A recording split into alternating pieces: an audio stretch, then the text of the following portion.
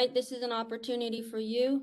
We are really excited to have the opportunity to speak with you right now about our school, McMaster. But the more you interact, the more questions you ask, the more beneficial this is going to be for you as you look to venture into university sports, specifically soccer. Okay? So as I go through the presentation, if you have any questions, you can throw them in the chat, no problem. And Dino and I will kind of field those at the end as well.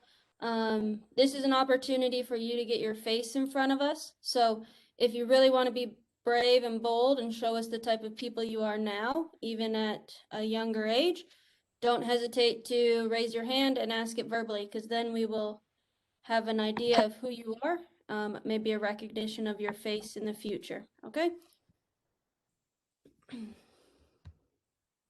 So confirming you can see my screen? Yeah, we Excellent. can.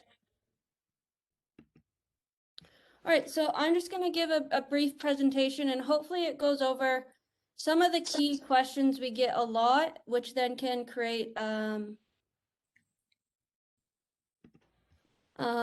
better dialogue and more questions, maybe a bit more specifics to our program, okay? So as Dave said, I'm the women's head coach, and Dino on the call is the men's head coach, okay? So McMaster University, as you can see here just in a couple pictures, is located in Hamilton, Ontario, which is just off of the other side of Lake Ontario if you go through the GTA. And we're now home to Forge FC, which is the CPL champions from last season. So it's starting to have and it's already had a culture of soccer, but that culture is getting stronger and stronger, not just at McMaster, but also within our community. So we're really excited about that. As most of you, or some of you, have done some research on McMaster University, it's a very prestigious school. It's ranked typically within the top 5 of schools within Canada, and top 100 in the world. So we always talk about you're a student athlete and the student comes first. And when you're looking at university, that should be your first thought of what is this school? What academics am I going to get? What programs do they have? How is that going to set me up for the future? And McMaster is one of those schools that will set you up for the future. So 90% of our graduates from our undergraduate programs come out and get jobs within their first 6 months. We're the top 1 research school in the country, and our programs in the health sciences, life sciences, kinesiology are world renowned. They're very well known and they're very competitive programs to get into, but they also set you up for that future success. In addition to our life science and health science program being one of our top programs, we also have a really good business commerce program that actually the president of Canada Soccer is a professor in our business program. So it's a really neat opportunity there. I was actually just talking to 2 of the players on the team, and they were talking about how Nick Pontus came in to their class last week and talked about Canada Soccer, the landscape of Canada Soccer, the growth of the game, hopefully as it leads into the 2026 World Cup. So right there within McMaster in our programs, we also have someone who is engulfed in the culture of the game, but also the future of the game. So it's a really neat dynamic, in my opinion, right now at McMaster, not just being a student, but a student athlete specifically in the soccer program. Okay, so moving kind of into McMaster athletic facilities. So as you can see there, you see our stadium field. That's where all our home games are played. And I would say for both of the teams where the majority of our practices take place. So that is a turf field. So all of our games at home are on turf field, as well as all of our practices take place on turf field. You can see a couple other pictures there of the athletic facilities, and specifically an old picture of the strength and conditioning facilities that are actually getting revamped right now, and hopefully are opening up next month. That will be a strength and conditioning area specifically for varsity athletes, as well as it's going to have an indoor turf gymnasium for off-season training. So we're very, very excited about that. But I think for both Dino and I, the real excitement is the permanent indoor field house So an 11v11 soccer field that will be coming down the line in 2022. Okay, so within our program, strength and conditioning is a key aspect of our programming. We have experts who work with our teams, and I'll discuss that in a little bit. Okay, so just real quick, hopefully this works. Just to kind of give you an idea of, in my opinion, we already have state-of-the-art facilities, but they're only going to get better, and these are the new facilities opening up in April of 2021.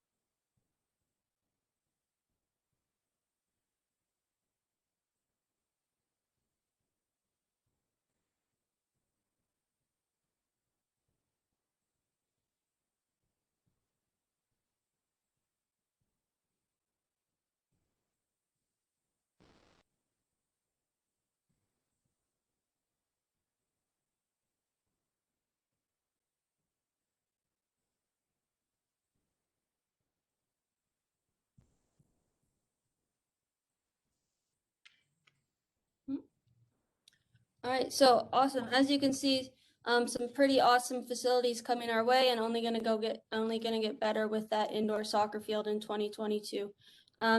Another component within the strength and conditioning that we have that works with our athletes directly is an athletic therapist. So the head therapist for both of our teams, for both men's and women's, is Chris Puskis.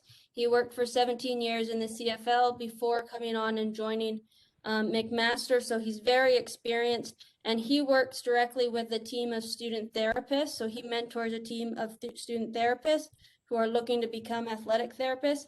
So at every practice or game, we either have a student therapist who's directly mentored by our head therapist or a licensed therapist. So in the event of any injury or anything that happens throughout the game, there's someone there who can directly respond to that injury.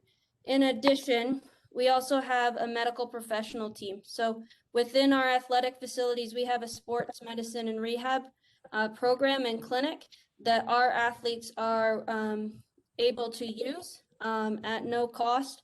And in that has a sports dietitian, a sports doctor, physiotherapist, anything that you would need that would be beyond the scope of an athletic therapist. Some other key supports that you get as a student athlete at McMaster that I think are really important to touch on are first and foremost the mental health professional team. So specifically within the last year with our athletes, we brought someone in who started to talk to the athletes about mental health and specifically the mental health of being a high performance elite athlete and the stressors that can come through games and practices and competition at a level where you're looking to win, you're looking to compete. So that's a resource that's available to players. Another really important one, which again, it goes back to being a student athlete, is the academic support. So if you're serious about, coming to McMaster, a name you're gonna hear, and you're gonna realize she's literally a godsend is Claire. So she's our athlete service coordinator. And she essentially, from when you become a recruit of interest all the way up until you graduate, is there step by step talking to you about your classes, when to register, making up missed work, if you need tutoring, if you need any sort of academic support. She's the go-to guru, and literally every player, every athlete knows who she is, and she's very, very well respected. And then a big component, like I just discussed, is the strength and conditioning. So during season, preseason, and postseason training takes place with those strength and conditioning coaches, as well as recovery sessions for post-game and nutrition and lifestyle workshops. Okay, so a big question we get a lot is typical year. So preseason starts 10 days before the start of season, which happens right around Labor Day weekend. And then season is a 14-game season that ends late October that leads into playoffs and nationals. And if you look at the history of both the men's and women's teams, we're consistently looking to compete to play in the playoffs and make it to nationals. After season, we typically have a time of informal training, recovery, and rehab in preparation for off-season training that starts in January. From January to April, we'll have what's called off-season training, which is training, practice sessions, exhibition games, and strength and conditioning sessions. Once players, exams are in April, and once players are finished with their school year, we give them the option of obviously they can return home or they can stay and play either for Sparta Provincial Elite or Hamilton United League One. A big thing we talk to athletes about within the scope of the typical year is the first semester versus second semester. So first semester is when is season, and season is very, and I'll show you a weekly schedule in a second, is very demanding in terms of your time as a student and as an athlete. So we talk to players about time management. We talk to them about appropriate course load, what courses to take, so that in the spring, when we have a lighter soccer schedule, they can take a more rigorous or demanding academic load and take some more core content classes. Okay, so a typical in-season training week. So games first and foremost are either a Friday, Sunday or a Saturday, Sunday, which will really dictate what the rest of the week looks like. So there's almost always a Sunday game, which means Monday will be a recovery and video session. And for the players who did not play, they'll get game-like training. That will be followed by Tuesday, Wednesday, Thursday, which will have training sessions and strength and conditioning. And Friday will either be a game day or a really light training session followed by a video session getting prepared for the games on the weekend. Obviously, that video session and light training would be pushed to Thursday if we have a Friday game. Something that I think is really important is the culture that surrounds the school.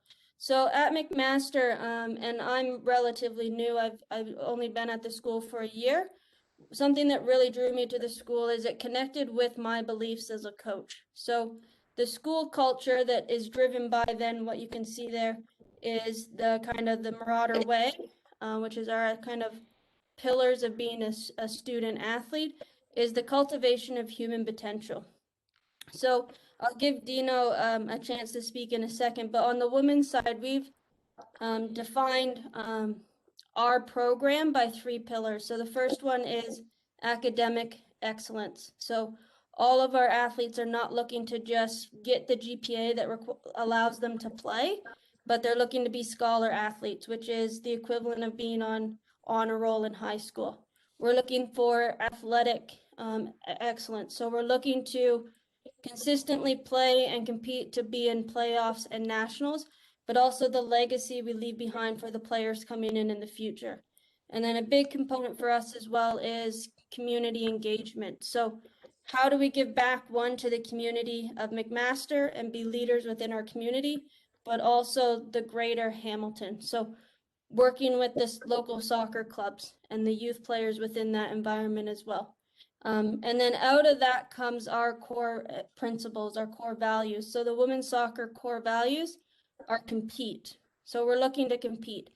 And the first person we're constantly looking to compete against is ourselves. And can we make ourselves better every practice, every game, every session?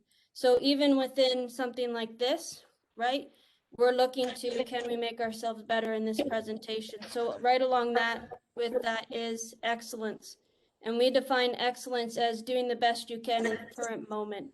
And then out of that, we want a culture of respect that first and foremost comes out of our communication, how we communicate with one another, but then also giving individuals the freedom to be themselves and be authentic to who they are, both as a person and as a player. So before I move on to the next slide, Dino, I don't know if you want to say anything about specifically the men's program and their pillars or their values. Yeah, so for us, a lot of it is similar. You know, first and foremost, you're there for school, right? That's what you're there for. You know, McMaster, as Miranda started off saying, is one of the top academic schools in the country. So if you're coming to McMaster, the first reason you should be coming there is for education. And as Miranda was saying, you know, we want them to be scholar athletes as well. You know, I've been fortunate enough that I really haven't had to worry about that too much in years past. We've actually had the last two, men's soccer's had the last two male representatives that won the scholar athlete at McMaster. So we won it last year and the year before. So top student athlete in the entire school of, you know, if you look at McMaster, most of the programs require in around 90% to get in. And, you know, you have some pretty tough programs when you're talking about engineering and MBA and business and health science, life science, kinesiology, et cetera, et cetera. And to have the top two athletes, and women's soccer won it the year before last as well. So 3 of the last 4 have been soccer players. So to have that on our resume is really saying something about the quality of players that we do have. For us, as far as a soccer team is concerned, the community involvement is huge. We've had a number of OUA, community service winners, representing the entire conference, the entire province, coming from McMaster, and that's a big thing that our whole department actually puts forth on our athletes and on our teams. But for us, respect, it's a big family environment. You know, I've played on a lot of teams through the years, and the successful ones were the ones that were closest off the field. So to have that family environment is really important to me. And with that comes the respect for everybody, that, you know, everybody is equal, whether you're a starter, whether you're a first year, whether you're a fifth year. And that's respect from the coaching staff to the players to the coaching staff, to each other, and the extended community, not only at McMaster, but also when you're on the road and going to other schools, right? You walk around with pride when you're wearing the McMaster jacket, your McMaster soccer jacket, but you're also representing the school, you're representing the team, you're representing the coaches. So you have to carry yourself and you're treated like you're at a different level, because you can't get away with anything.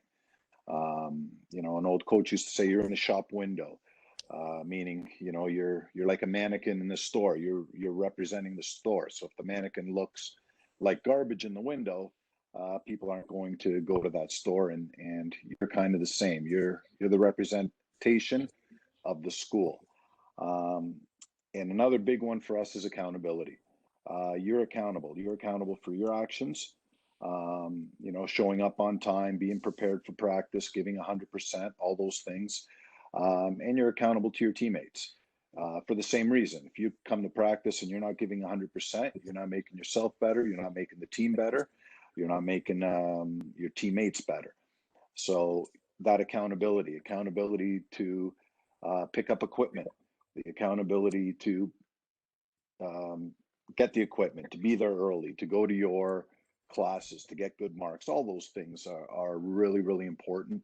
And those lessons that you learn on the field, you take with you off the field and into your daily life, and hopefully you can use them in your everyday life and pass them on to future generations. Awesome, thanks, Dino. And just the last slide, and again, I'll turn it over to Dino after I speak, just because our recruitment processes might be a little bit different. So the first thing is always to send a highlight reel. Now, we understand that due to COVID, highlight reels might not yet be available, or they might be older, right? But again, it will show us your attributes of a player. So make these specific to who you are as a player. This is an opportunity to really showcase yourself, okay? Along with your player profile. And once we're done here, I'll throw my email in the chat. So if you want to start having that conversation, we definitely can. A big piece for me right now, because of COVID, is coach recommendations. And there's kind of two sides of this. First and foremost, I'll speak to your current coach about the type of player you are on the field and off the field. So as you can probably tell, both Dino and I have talked about the character of an individual. And I think both of us would be in agreement that we pick character over talent. So if we see someone who is really, really talented, but doesn't respect the game, doesn't respect the environment, doesn't respect their teammates, doesn't respect their coach, the match officials, that's not someone we're looking to bring into our program. Whereas if we see someone who makes an impact on the game, works hard, has that work ethic, has that drive, but also goes and helps the coach with the equipment, with setup, takedown. Those are the type of individuals we're looking for. Those are the type of individuals within the college game, the university game, are going to thrive. And then the other things there that obviously right now are completely dependent on COVID. Both of us run recruit ID days that can be either invitational or open, which means you can sign up.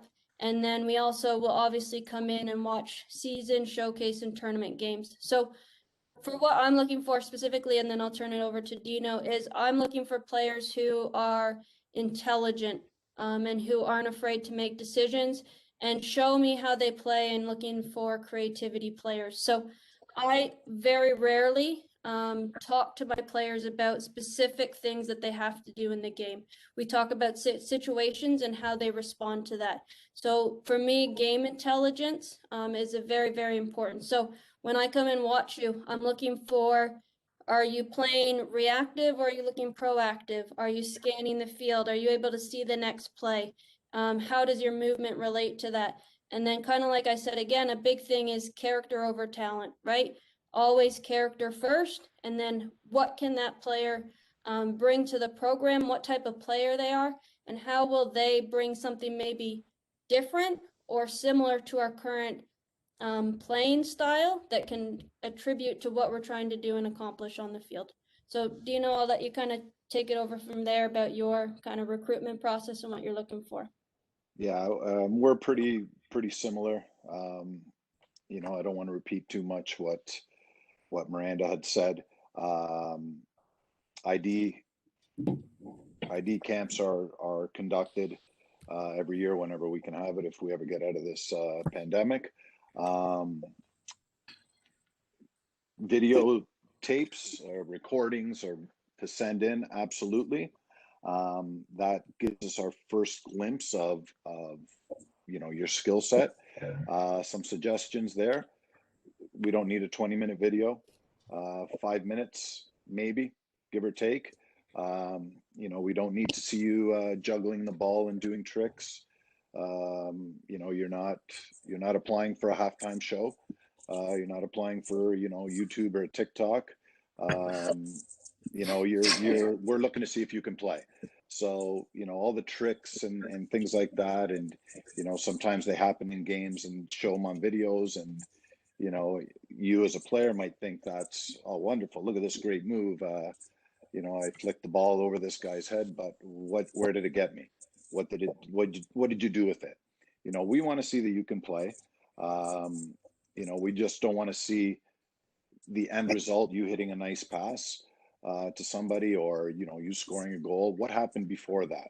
So, you know, give a few seconds before that. Let us see your positioning. Let us see your decision making, because that's the big thing. You know, a lot of players have skill, but the decision making is what differentiates the skill player from you know, the good player from the great player, and the player that's going to play versus the player that's not going to play. Because once you get to university, everybody has skill. So, you know, we want to see what differentiates you from that other player. And another thing I'd say, watch the music you put on as your background music. You know, you want to be a little bit selective with that. But I will leave you with the character, and I'll give you an example of two players that I've had recently in the last few years, to talk to you about the difference of character. So one player was from just outside the GT, well, not outside the GTA, in the GTA, just outside. So probably about the same distance that you guys are from Mac. So he was in grade 12, and he was looking to come out next year.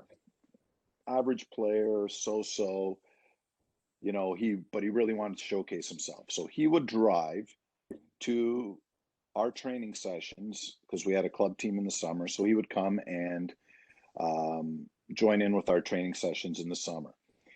He would come, our training sessions would be from 9 till 10:30, and he would drive after his practice with his club team to come to our practice just to showcase himself so he could be seen. You know, he'd get there obviously a little bit late, he'd jump the fence and come right into practice about a half hour late.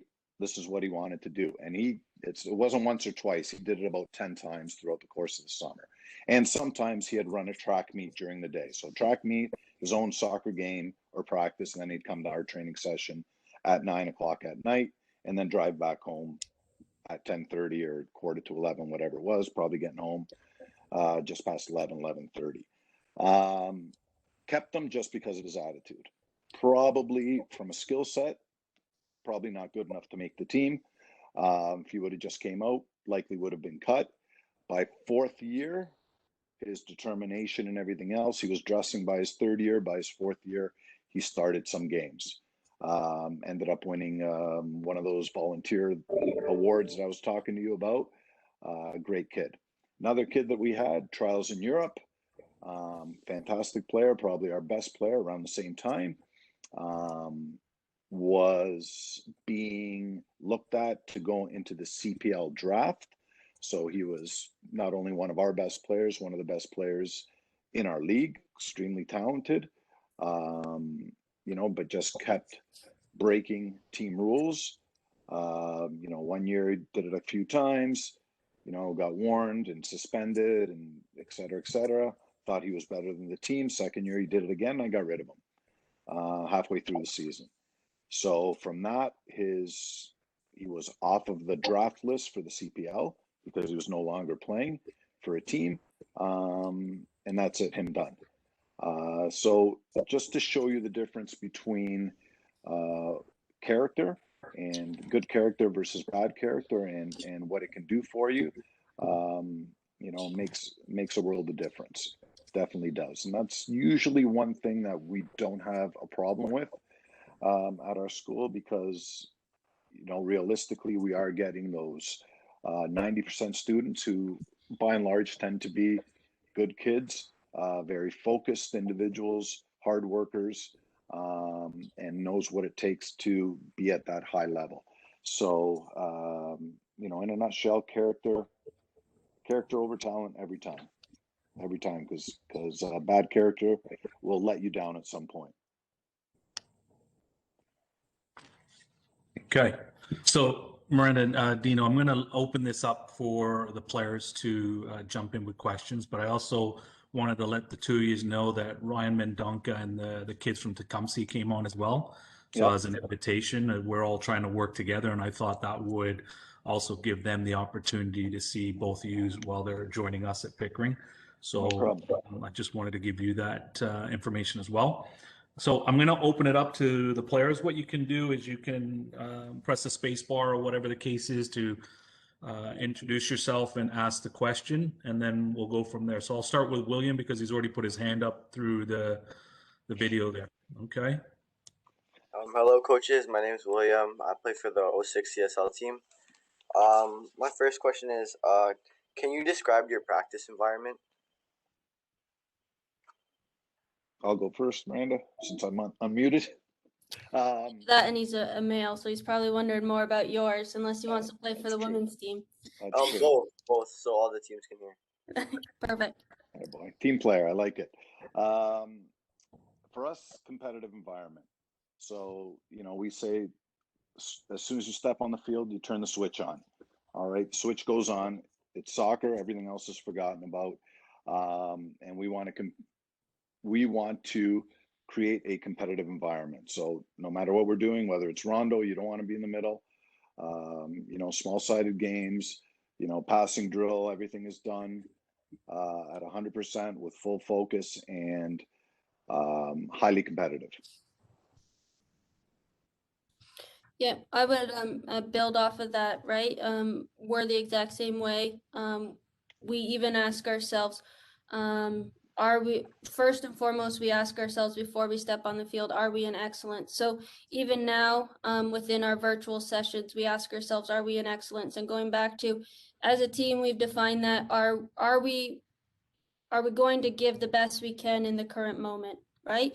So we start with that acknowledgement of, for the next hour and a half, I'm going to give the best I can, regardless of the circumstances, right? And then at the end of it, especially as females, we ask ourselves, did I compete? So it goes back to, first, did I compete against myself and making myself better? But also, and as females, we want an environment that is very accepting, right? That is our first place of, we need to feel a belonging to the group. But we also, at McMaster, we want to compete. We want to win games. We want to win championships. So we have to consistently also say, within that understanding of we are a collective and we're a group, how are we consistently competing against one another to make one another better? So within our environment, we're a team. We have a goal, and sometimes it means if I'm the player that is maybe the reserve or the non-starter, I have to compete in practice so that the starters can be to the best of their ability. And it's a conversation we have a talk a lot about, because as females, right? I won't speak for males because I coach females, right? We have a tendency to not compete and play hard in practice because it's our teammates, which then when we get onto the field impacts how we play. So we find that balance of, and Dino said the word, and I think it's so true and it's so important. And I think any coach you talk to, if they've played in university, the family you walk away with is huge, right? I was a student athlete. I played in university, and some of my teammates are still my closest friends. I was in their weddings. You know, I'm the godmother of their babies. That's the type of environment we're looking to create, a sense of family, a belonging, but also that when we're on the field, we love the game of soccer and we want to compete at the game of soccer. Yeah, one of the biggest things for me that I really dislike is when a player goes, "Hey, take it easy. It's only practice." When someone's coming in and working hard and playing like it's a game. But you know, that's one of my biggest pet peeves that I ever hear. Take it easy. It's only practice. Or when they don't come to practice with their shin pads on, "Hey, take it easy." Like, well, why aren't you wearing shin pads? We're going to be scrimmaging. We're going to be playing a game. We're going to be doing one-on-one drills, whatever it's going to be. There's going to be some sort of combativeness that's going to happen, just like a regular game. If it's going to happen in a game, then it should happen in practice. Okay, Zach, you have a question for the coaches? Yes, thank you. My name is Zach. I'd like to thank you guys for coming and attending the meeting today to talk to us. My question is that, like, over the span of the next 3 or 4 years, what would you guys like want to change in how to shape your team? Or like would you want to become like a more defensive team or attacking team? I'll go first, Dino, because we're in very different situations. So yes, I got the job February 28th, 2020. It's your fault. It's my fault that COVID happened. So It's your fault. For me, I have not truly gotten out in the field at McMaster with my team.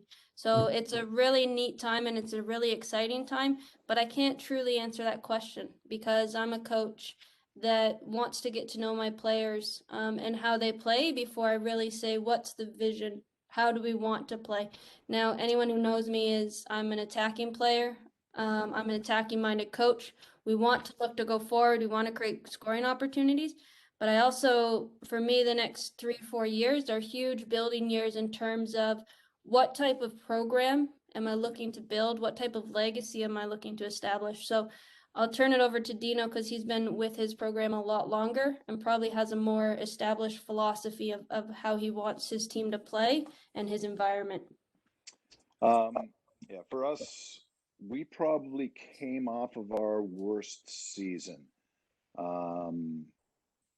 Whenever it was, 2 years ago. I can't remember how long it's been. So for me, it's just consistency, more consistency from our players, because sometimes we'd be fantastic and sometimes we'd be poor. So just consistency overall. Sometimes we'd score 4 goals in a game, sometimes we wouldn't score any, and sometimes we'd concede 4, and sometimes we wouldn't concede any. So for us, we have a good attack, we have a good back line. Just finding some consistency on both ends of the field is for us. That's the big thing. Okay, Hader, you have a question? You raised your hand. Hi, coaches. My name is Hader Fozzi. I Hader. play for the U17, U16 OPL team. And I'd like to ask, how do you guys define yourself as coaches? For me, teacher first. That's my profession. I'm a teacher by trade, and I'm trying to teach the game to my players. And then, the game is your test. You've got to figure it out. Give you all of the options that you have, and try to present those options to you in training. And then it's up to you to be able to make that decision come test time, which is the game. So, that's my biggest thing. I'm pretty intense. I am demanding as well. I demand a lot.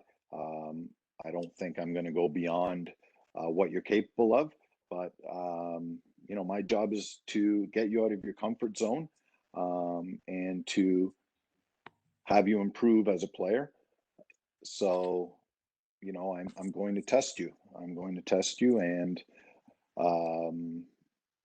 try to teach you the best way to do that. So that would be my self-assessment. Awesome. Sorry, Miranda. No, go ahead. For me, it would be person first. So I heard this last week. Someone said, carry your athletes into excellence, and the value of interpersonal skills and interpersonal relationships between coach and player and player and player. So I think that's the first thing I look for, is how do I care and express love to my players? And then very similar to Dino, and Dave could probably vouch for this as well. I set a very high standard, but I also say that I'm the example of that. So I set a high standard for myself, on how I want to conduct myself on the field, how I prepare to be on the field within my coaching, and I expect that from my players as well. So it's an environment where it's not for everyone, because the standard is you come and you compete and you play and you perform. And out of that, I also have a teaching background, right? So we're looking to teach. Very rarely do I tell players how to play the game. I ask them what they see and what they could do. And so for me, I'm very much a coach that is guiding players into the player they can become and reaching that maximum potential within their performance. Okay, so Miranda, now the female players are encouraging themselves to ask a question. So Miss Doyle, you can go first. How's that? Hi, my name is Kiva Doyle. I'm on the 08 Girls CSL team. And my question is, how hard is it to balance academics and athletics in the university level? And what can we do now to succeed in both areas? Excellent question. So I would first and foremost say you're probably already starting on the right path. So if you're within the OPDL environment, it is already somewhat preparing you for it because of the demands of your schedule. So that's where, if you set habits now, right, the habits you create, especially for you, you're then what, 12, 13 on 08? 13. 13? Yeah, they're U13, so probably 12, right? So for you, if you can build, and I talk a lot about behaviors of an athlete. So oftentimes as coaches, we talk about the 2 hours that we're on the field, and we neglect the 22 hours that we're off the field, right? And those are vitally important. So the behaviors you're setting now in regard to your sleep, your time management, right? Will definitely prepare you for the university environment. So it's a balance, but I would say players typically within that OPDL environment are more apt just because of how much they have trained, right? But I also know multi-sport athletes, oftentimes when they get to university, are very, very successful because they've had to balance multiple schedules. They've had to balance multiple sports schedules along with practices. So for us, if you're already in those environments, oftentimes it will set you up for success. And we do, at least with my team, we do a lot, especially with the incoming first years, a lot of discussion with them, especially in season, about how to plan their schedule, right? Because within university, it's different where you get your schedule for assignments and tests right off the bat. And we have discussions about when are you going to be completing things? Because the last thing you want to do as an athlete is get behind, right? Because once you get behind, you won't catch up. So I would say the habits you have now are the habits you'll have in university. So if you consistently turn work in late, if you miss assignments, if you're not doing well on tests, those are the habits you're going to have as an athlete, right? So I think that would be my biggest thing. Recognize the habits you're building now are going to be the habits you have in university. Yeah, I agree with that. I can't change anything from what you've said. My son's a 2008 as well, and those are the same things I try to instill in him. Okay, so I'm going to ask Jonathan to ask a question. Dino is probably going to go to you. Okay. Jonathan? Can you hear me? Yep. Yes, I can. Okay, so I want to thank you guys for attending this. You're welcome. I was really impressed for the slideshow that you guys set up. As soon as Miranda set it up, I was really impressed. So my question is that I want to know about how does the scholarships work, and how much players on the team have scholarships? Okay, I probably know a little bit more about that. So in Ontario, so I can speak to all of Ontario, you need over 70% in grade 12 in order to qualify for a scholarship. That's the first thing. So if you don't have over 75%, over 70% in your grade 12 classes, you will not qualify for a scholarship. So in Ontario, the maximum that you can get is $4,500 a year for athletic scholarships. Okay, now there's academic scholarships that are available that the school gives out that doesn't count towards that, but strictly from athletics, it's $4,500. Okay, other provinces, it varies. Other provinces offer more, mainly because they need more students than we do. All the schools in Ontario are pretty much overflowing. We have a lot of options as far as students go. Now, how much is available? Not much. And that's pretty much across the board of all schools. So you might get a few schools that will offer that much. Most schools will probably offer partial, so that, you know, say they have, let's say, you know, $13,000. So you can get 3 scholarships with that, 3 and just under 3 scholarships with that, right? So they might give, you know, 2.5, 2 here, you know, so that's 1 scholarship for 2 players, split in half kind of thing. So each school's different with how much they can offer. You know, each program, men and women, are different as well. But the general rule is no more than $4,500. That's the rule. Hopefully that answered your question. Okay, so I will go now to Sophia. Hi, coaches. My name is Sophia Rappos, and I play for the 04 OPDL team. I was wondering what time your practices are usually run at, and I was also wondering what an away game day or like weekend usually looks like. Dino, you want to take that? Oh, okay. For us, we practice late at night, so we practice 8 o'clock at night. Um, Football has the main field until that time, and I just prefer practicing late at night to allow the players to get basically to get all their work done and everything else, and then come to training, because you're probably at that point now where you're practicing at 7 or maybe even 9 o'clock, right? So by the time you're in grade 11 and grade 12, you could be having 9 o'clock practices, definitely 9 p.m. games. So that's something that that you're used to. The women's team, I think, would be before that, though, maybe like 4 or 5 o'clock, something like that. Yeah, the women's team will practice around probably 5:30, 6 o'clock for the upcoming Right. season. Yeah. So once we get better lighting on some of our other fields, then that might change as well for them. But for as far as games go, if it's a home game, typically I don't know, Miranda does 2 hours, hour and a half before, hour before. Everyone's different. Everyone's required to be there for us at that time, even players that aren't dressing. So we have a press box at the school that they can all sit in and watch the game.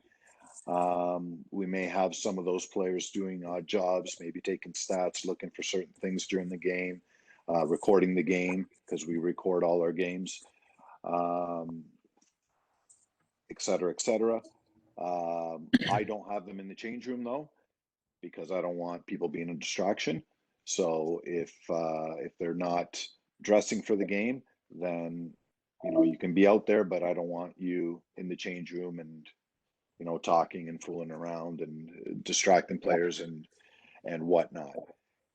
For road games, we always play the same schedule. So men and women's team travel together. Women always play first. So whatever time Miranda wants to get there, again, hour and a half before, whatever it is, we will leave accordingly. The players that are dressing are the only ones that come to those games, unless there's a couple spaces on the bus for a few more. And what happens is the bus will drop off the women's team because they play first. They go get changed, do whatever they need to do. The men's team usually goes and eats at that time. We find somewhere to go and eat, grab some food. Meal money is provided by us, by the team. Then we come back prior to our game, whatever time that is, watch a bit of the women's game, and then we get ourselves prepared. After the women's game, they go and grab something to eat, come back, watch the end of our game, and then we depart together after our game. Okay, so Dino, we're coming near the end of the time, and there's Okay. so many more now courageous about asking questions, and I'm gonna let them keep those questions, because I'm sure the conversation that you and Miranda have created here is gonna be something that taxes them to be able to come up with more questions. Right. So I wanted to thank you and Miranda for coming on, because I know it's your own time that you're putting out here for me and the kids and so forth, and I really do appreciate that. What I'm hoping that is in the future, whenever this pandemic is over, that I could give you guys a call and we can make arrangements for an exhibition game, if that's still allowed for you to do in the spring season. I'm not quite sure what the schedule, when that would be, but if that's the opportunity, and I will encourage the kids that are definitely interested in McMaster to give you both a contact, so that if we do play in the Hamilton area, they can let you know, and if you're free, that you can go down and watch them play. Absolutely. Okay. Awesome. So I really want to thank you on behalf of the kids. I know they would rather do it, but in the interest of time and so forth, I figure I would do that instead. Okay. Yeah. Well, we sure speak on behalf of Miranda. We appreciate you guys having us on as well. And we appreciate all the people that did come out to listen to the presentation. It's very nice to see that many people interested in playing university ball. Well, it's 136 that it was at on any. It's amazing. There. Yeah, it's awesome. We've really worked hard with the kids for the past 9 weeks. This is the 9th week on the online on a Tuesday. Yeah. And it's great to have you guys talk about character, because we did talk to the players how important character is, what it means to overcome failure, what it means to become a player that happens to be sitting on the bench, and what the spirit is like of the team, the chemistry. So we're trying to prep them for what's to come at the university level. And I really do appreciate you guys being open and honest and straightforward to giving them that information.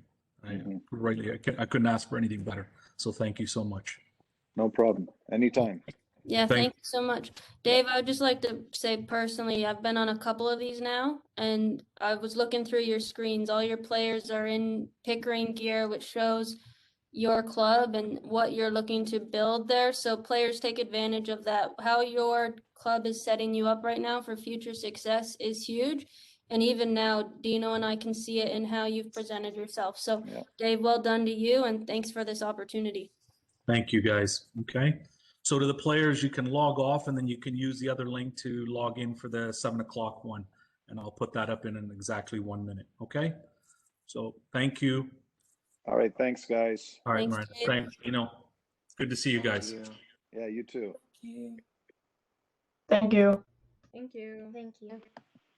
Thank you. Okay. Were they Thank you. put up their emails? I'll send them to you guys. Okay. I'll have it. I'll have them so I can give that to you guys.